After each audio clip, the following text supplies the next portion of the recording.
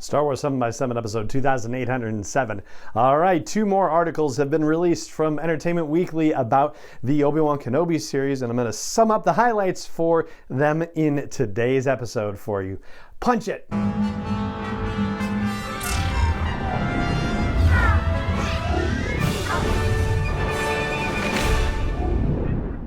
Hey Rebel Rouser, I'm Alan Voivod, and this is Star Wars 7x7, your daily dose of Star Wars joy, and thank you so much for joining me for it. So, Entertainment Weekly came out with not 1 but 2 stories. The cover story is actually kind of hard to find on their website, but that's okay. I'm going to post a link to it at the blog post for the show's episode at sw7x7.com. It'll be in the show notes, it'll be on the YouTube description, all of that, and I'll also post a link for the story that was released along with the latest on-set photo that they've revealed, which is a shot of Darth Vader. And so today I'm going to summarize for you the big ideas that come from 3 particular areas.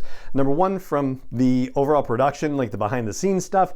Number 2, the overarching ideas for the series. And 3, about Vader himself. And I think we might as well start with Vader, since we've got the new image of him and he appears to be in a meditation chamber. It looks a little bit different from the one that we see in his Star Destroyer in the Empire Strikes Back, and he must have a meditation chamber on Mustafar, you would imagine, but it doesn't say where this is taking place. It just has that very kind of shape and feel. So the person who wrote the articles, Dalton Ross, does a fantastic job with this, and I guess one of the questions that he asked had to do with whether we would see Darth Vader without his helmet on, and Hayden Christensen says, "I wish I could tell you, I'm sworn to secrecy." Yeah, I don't think that necessarily says one way or the other, quite honestly. But personally, I'll say if you're going to the trouble of getting Hayden Christensen back into the role, you'd be silly not to take the opportunity to show his face. So yeah, that's how I think that's going to go.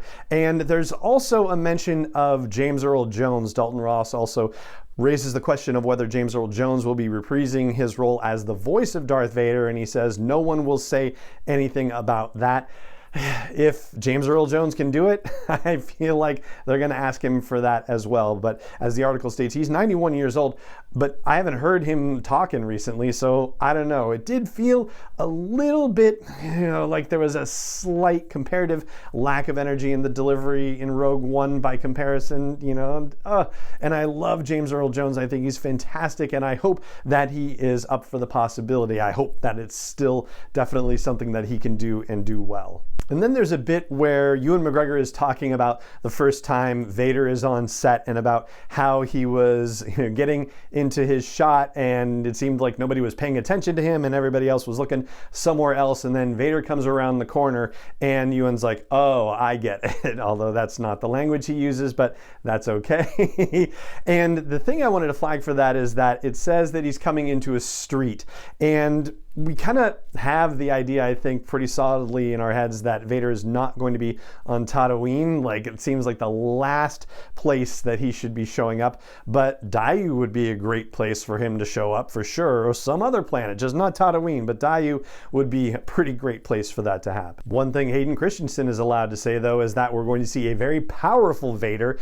And Joby Harold, who is the writer for the series, says that Vader's shadow is cast over everything that's happening in the show. Or, to get the quote specific, he says, "His shadow is cast across so much of what we do, and the degree of his proximity to that shadow is something that we'll discover, but he's very much a part of the show emotionally for Obi-Wan, and possibly beyond that as well." So, of course, it's hard to know how to take that quote. I mean, emotionally, for sure, and the beyond that could be a reference to the fact that they're actually going to fight, for example, or it could be that Darth Vader is going to be seen conducting other activities on the show along with eventually facing down his former master. Which brings up another point of discussion, because in a later section of the interview, Joby Harold says that the Empire is in its ascendancy at this time and notes that the Jedi Order has been all but wiped out and any remaining Jedi are on the run or in hiding.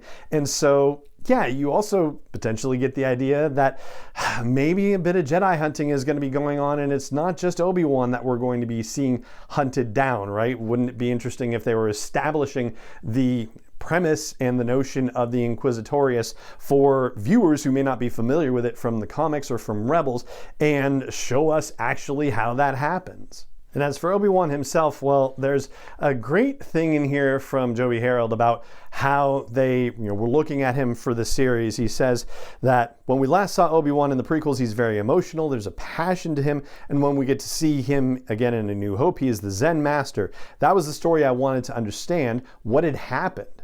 What had happened between the guy that Ewan brought to life in the prequels and the guy that Sir Alec Guinness brought to life in A New Hope?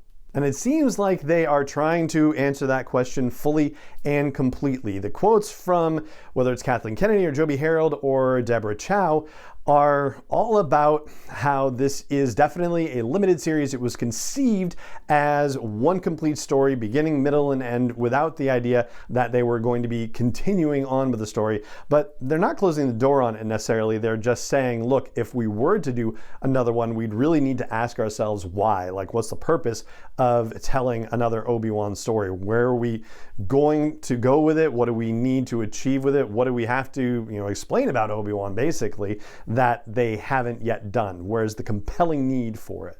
And I thought that we would talk about the production on this episode, some of the background stuff for it, because I do think that's fascinating to learn. And there are other things I want to talk about just in terms of story consistency with what's come before, but I think we're going to save that for episodes down the line. And we've still got a lot more to learn about the Obi-Wan Kenobi series, because if history is any indication what Entertainment Weekly is doing right now, they've still got 2 or 3 more articles at least to drop on us with more information. So I think we're going to call it an episode for today. And it just remains for me to say thank you so much for joining me for it, as always, and may the Force be with you wherever in the world you may be. 7x7 is not endorsed or sponsored yet by Lucasfilm Limited, Disney, or 20th Century Fox, and is intended for entertainment and information purposes only. Star Wars, the Star Wars logo, all names and pictures of Star Wars characters, vehicles, and any other Star Wars related items are registered trademarks and/or copyrights of Lucasfilm Limited, or their respective trademark and copyright holders. May the Force be with them. All original content is copyright 2021 by Star Wars 7x7. We hope you love it.